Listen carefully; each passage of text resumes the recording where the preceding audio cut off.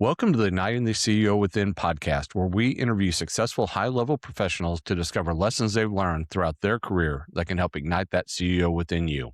I'm Mark McFatridge, and I'll be your host for the next 15 minutes or so. Our show is sponsored by Quaid, a nationwide community of CEOs and entrepreneurs.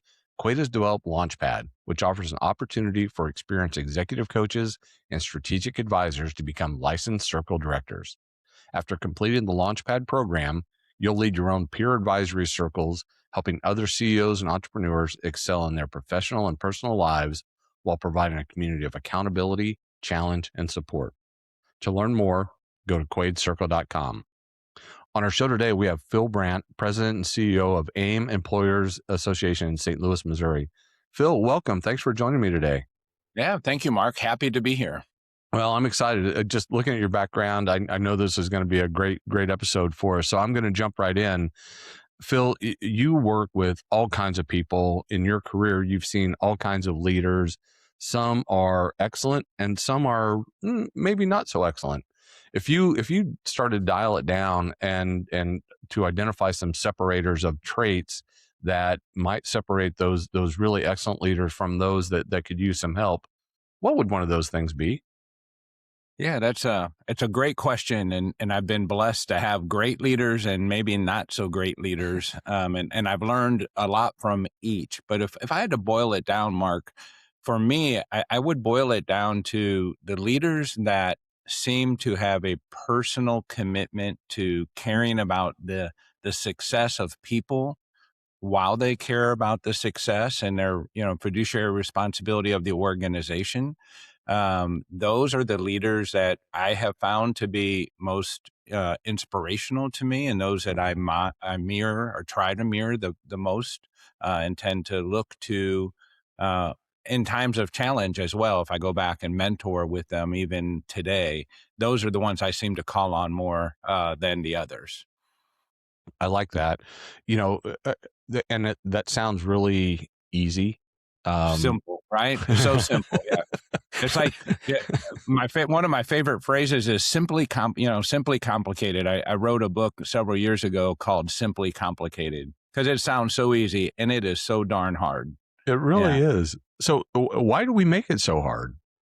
Well, I think we have an idea of what being a leader is when we're young, leading a business. And then for me, what makes it hard, I can't speak for all leaders, but I can just share for me, what makes it hard is I really care about the success of the organization and the success of people. Mhm. And I know a lot of leaders that will give that maybe lip service, but I don't see it in their actions the same way. And that's what makes it hard for me is, when you're making tough decisions, the reflection, full circle thinking around the consequences of those decisions, short and long term, and the impact that they're going to have either on the business or on people is what for me is what makes it really hard. If I could divorce myself from one or the other, which I'm not able to do, it'd be a Mhm. lot easier.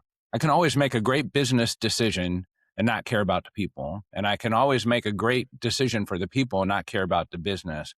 Getting that win-win is a tough spot.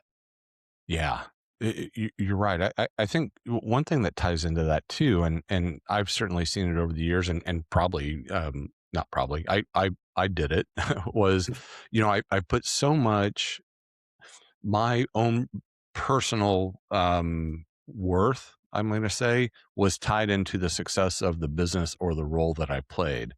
And I think that adds to that complexity of, balancing the care for the organization and the care for the people that are on your team. Have you seen that as well? Yeah, I think that's the separator is when you really do care. And I think most people believe they care. But I don't know that caring is always demonstrated or practiced at the same level. So what it means maybe for me to care and what it might mean for someone else to care might be demonstrated, projected differently than it is for others. And I think that's where it starts to go astray sometimes for us as leaders. Very few leaders have I ever met that admit they don't care. but I can't always align their concern for the business or the individuals with their actions, and those have to line up. Do you, do you have a like? Was there a moment in time when that clicked with you? Yeah, there was a moment in time when that clicked with me, and it's really an embarrassing moment in time because I had been practicing in the field of human resources for a while, and I was driving down the interstate going to a manufacturing facility with one of leaders I looked up to. His name was Dave, and one day we were driving, and I remember we were in an old Honda Accord driving down Interstate 44, heading towards Springfield, Missouri, and he's talking, and I'm listening, and I'm trying to inject, some wisdom into the conversation, and it hit me like a ton of bricks when I said, oh my goodness, it's all about us as leaders and the people we're leading, and it just hit me. And until then, I thought it was more of um, just a practice versus a passion. And Mm. when I made a connection with that passion, it transitioned my mind and my way of thinking from practice into a passion and a way of life. And it just was that moment. I remember looking out the window, driving down the highway. We were going southbound. I remember everything about that moment so clearly. Yeah, that's amazing. It's one of the things that's really interesting. Similarly,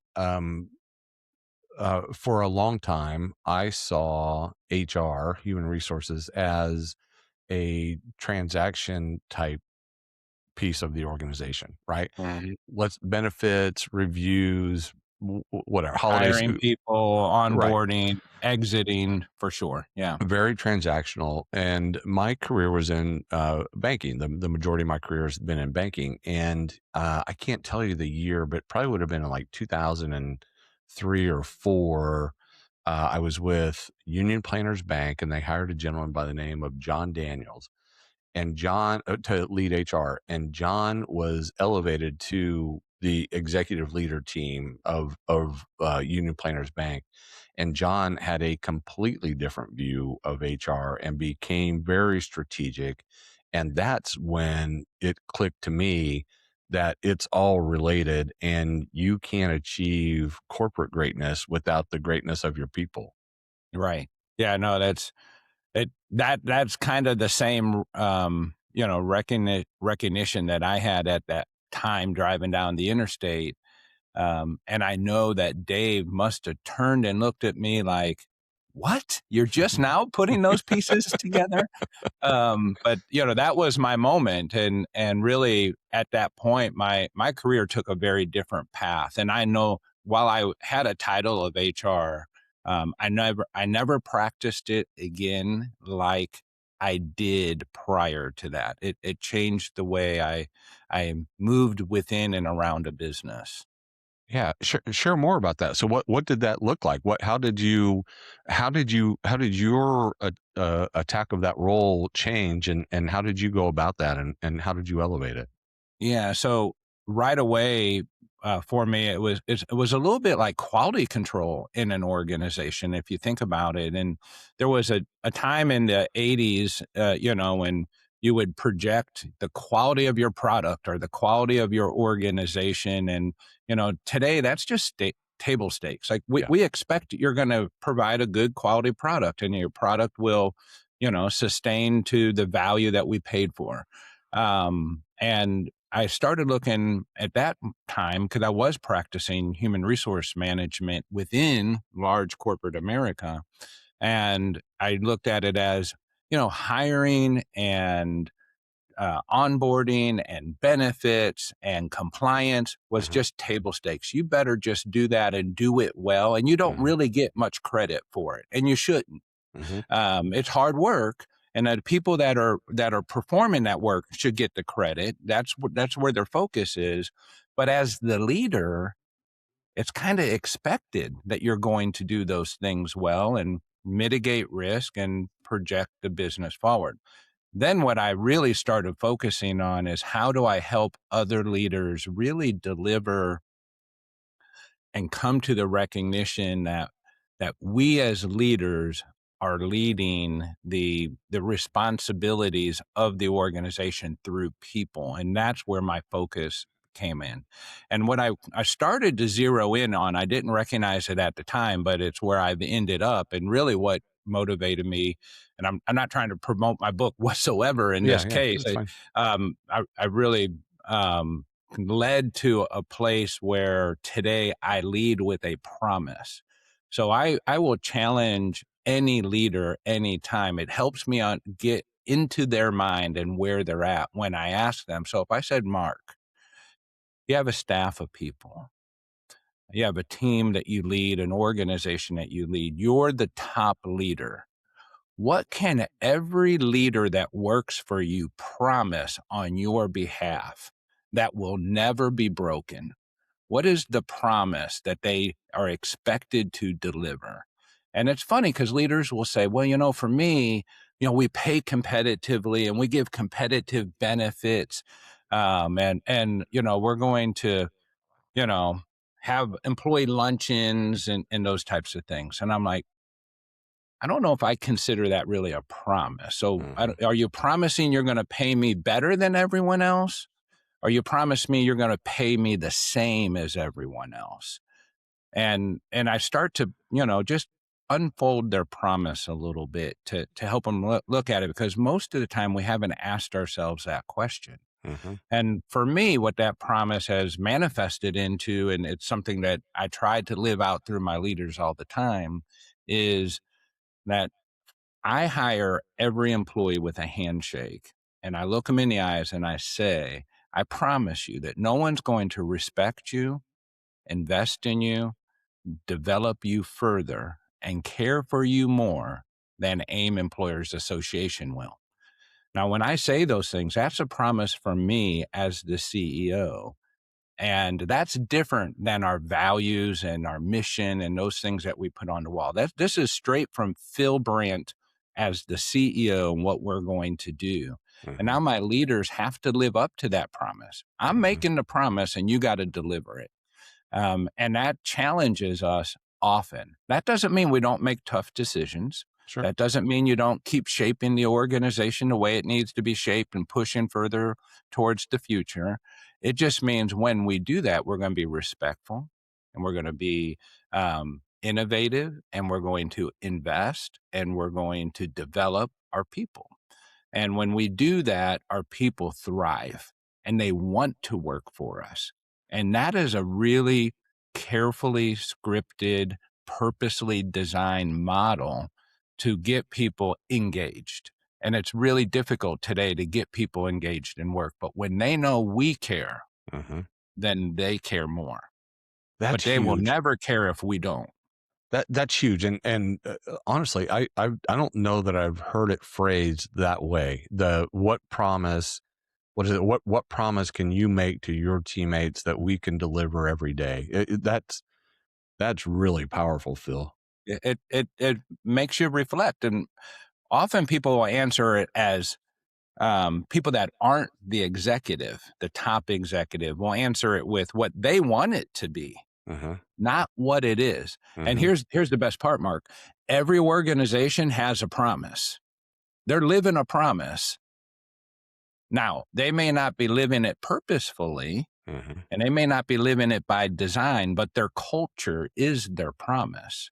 And it's reflected on that leader. So when leaders don't necessarily like their culture of their business, we have to reflect internally first, because it's the shadow that we cast. I mean, that's an old phrase, but Yeah. that's the shadow we cast as the leader. We own that.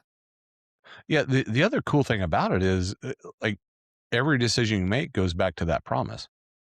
Every decision we make goes after that promise, follows it. Now, Yeah. also, what I am sure to tell people is, and I promise you, this will be the hardest job you ever had. Yeah.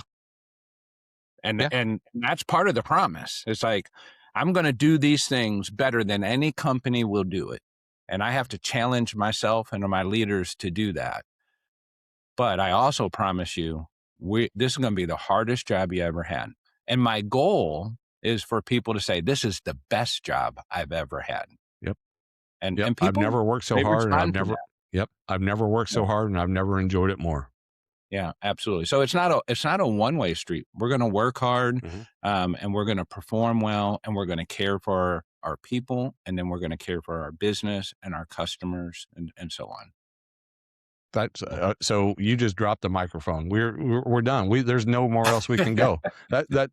Honestly, that's really powerful. Thank you for sharing that. Let Yeah. me as we start to wind up. Let me ask you one kind of off the wall question. If you think back to 21-year-old Phil, what is one thing that you wish he knew that you've learned over these years?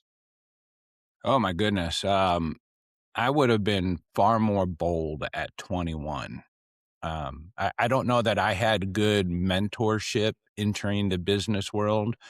Came from a very blue collar environment, and I don't know that I had the real confidence I needed to maybe move along as quickly as I could have or did.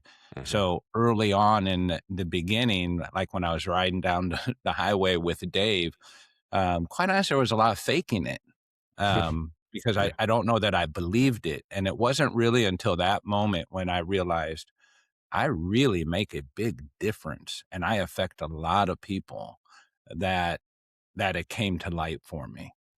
So I think I would have somewhere been more bold and believed sooner, learned some way sooner that was going to be what made the difference. Because from there, then any role that I went into, I would have done a better job. I love that. Yeah, Yeah, yeah, that's really cool. Hey, do me a favor. Would you talk just a little bit about AIM Employers Association? What is it that you do, and then wind it up with if our listeners wanted to get a hold of you, what's the best way to get a hold of you? yeah, absolutely. Well, I'll start with that last part first because I always forget to do that. You can look me up on LinkedIn under Phil Brandt at AIM Employers Association. You can send me a note from our website as well at AAIM EA.org. So when I say .org, we are a not-for-profit organization. In my opinion, we're the most amazing company in our community. We have a mission that's really focused on how do we help employers create a stable employment, great employers. That's what we're trying to create, which leads to stable employment, which leads to creating better communities. So, where our communities thrive, we have good employers who have stable employment that pay people fairly and treat them respectfully. And through that, then we have better schools, better tax. We have a nice tax system. We have better parks. We have better roads, and people have better social structure. So that's where our not-for-profit mission comes in. And then we do everything in the space of people except for benefits. You want to train leaders. You want to develop leaders. You want to be in compliance and mitigate risk and help transform your business. Those are all the things we do. We train roughly about 15,000 leaders a year, Wow, just as an example. We do everything from hiring and background verification and onboarding for employers, offering technologies. It's a full service solution. Whatever your needs are, we can help you with that, including we can serve as your HR organization as well, should you need it if you're a small employer. incredible. Well, Yeah, congratulations on all you're doing, and great stuff today. I really appreciate your insights and your willingness to jump on a call and hang out with me for a little bit.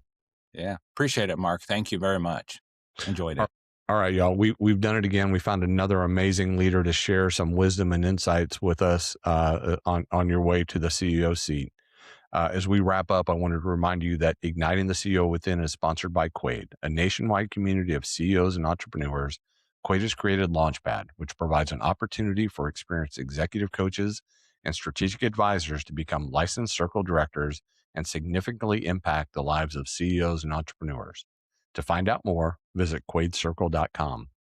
Until next time, keep igniting that CEO within you. I'm Mark McFatridge. Thanks for listening.